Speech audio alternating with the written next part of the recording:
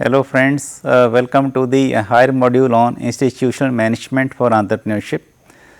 This is unit number 8, the last unit of this module, and this is on management of business enterprises. We shall discuss regarding the human resource management in this part of the video.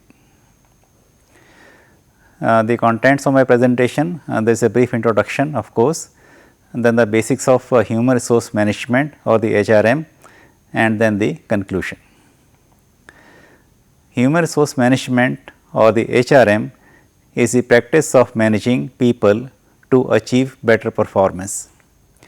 It boils down to optimizing the company's performance through better management of human resources. Now, let us discuss the basics of HRM. There are basically 7 basics of HRM, and these are: number 1, recruitment and selection; number 2, performance management; number 3, learning and development; number 4, succession planning; number 5, compensation and benefits; number 6, human resource information system HRIS; and the number 7 is HR data and analytics. Now, let us discuss all these basics one by one. So, first is the recruitment and selection. Well, recruiting the candidates and selecting the best ones to work for the company is a key HR responsibility. People are the lifeblood of an organization, and finding the best ones is an important task. The request for new hires usually starts when a new job is created or an existing job opens up. HR manager can use different selection instruments to find the best person for the job. These include interviews, reference checks, and other recruitment methods. Number 2 is the performance management. Once the employees have joined the organization, performance management becomes important.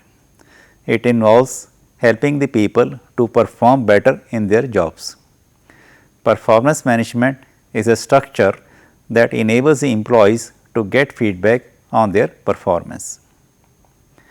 Examples are formal 101 performance reviews, 360 degrees feedback instruments that also take into account the evaluation by the peers, clients, and other stakeholders.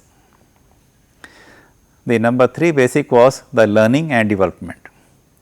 It starts with assessing the training requirements of the employees. Learning and development follows the exercise of training needs assessment, and this is led by the HR manager.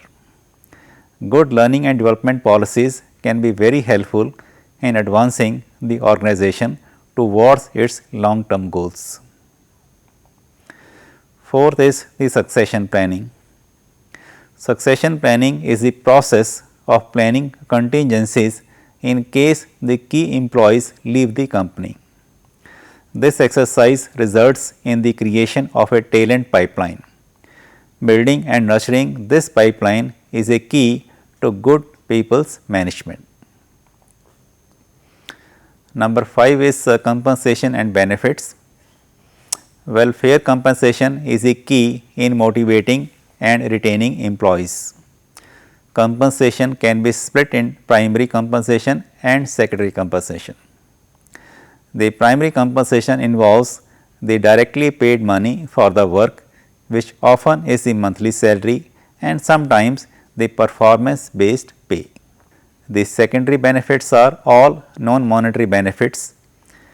These include extra holidays, flexible working hours, daycare, pension, company's car, laptop, and much more. The 6th basic is the human resource information system or the HRIS. A HRIS supports all the basics of HRM.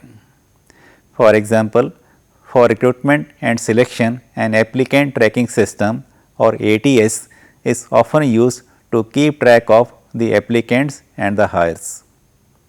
For performance management, a performance management system is used to keep track of the individual goals and put in performance ratings.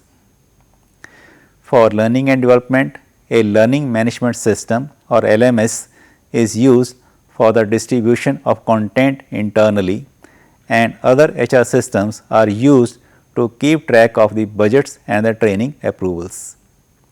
For compensation, a payroll system is often used. There are also digital tools that enable the effective succession planning. All these functionalities can often be done in one single system, the HRIS or the Human Resource Information System. The last number 7 is HR data and the analytics. The Human Resource Information System is essentially a data entry system. The data in these systems can be used to make better and more informed decisions. An easy way to keep track of the critical data is through the HR matrix or HR key performance indicators known as the KPIs. These are specific measurements that answer how a company is doing on a given measurement. This is referred to as the HR reporting.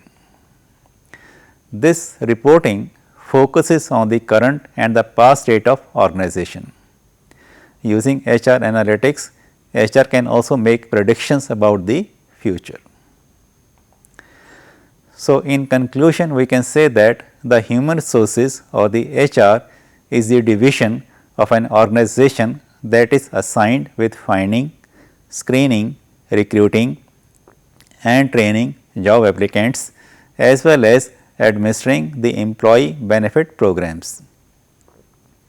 HR plays a key role in developing, reinforcing and changing the culture of an organization. So, that is all in this video. For more details, you can refer to the e-contents. Thank you so much.